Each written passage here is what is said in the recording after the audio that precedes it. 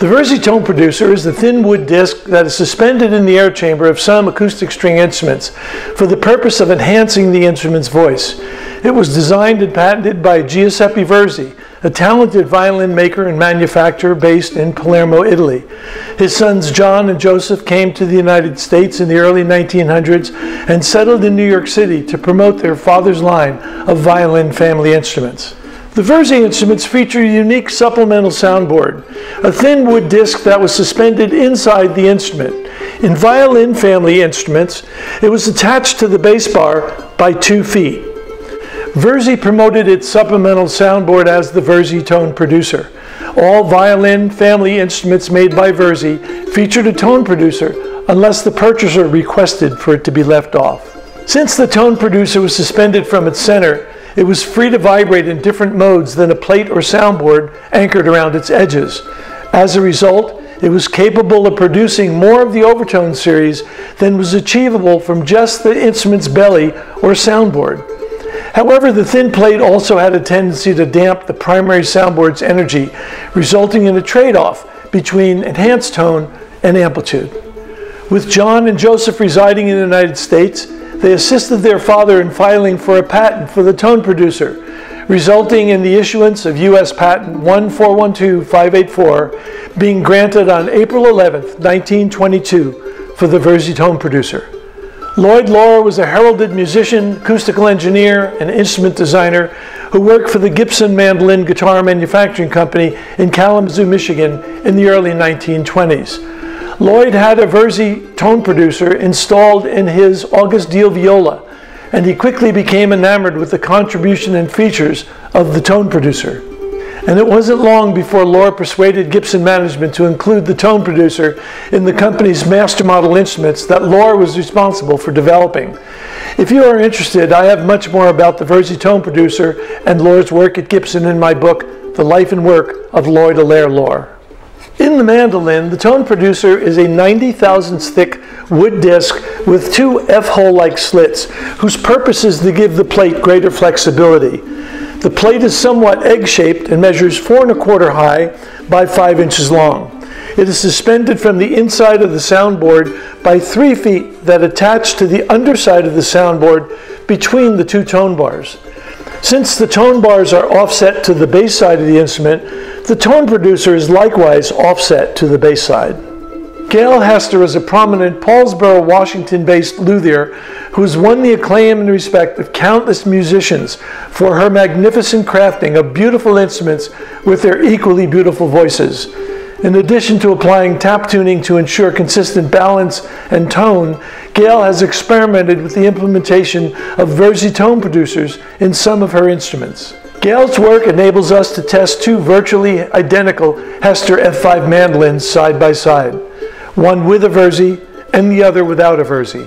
In the following 2 video clips, mandolinist Cody Schuler is playing the same instrumental piece with the same tempo, dynamics, and attack on 2 of Gail Hester's F5 mandolins.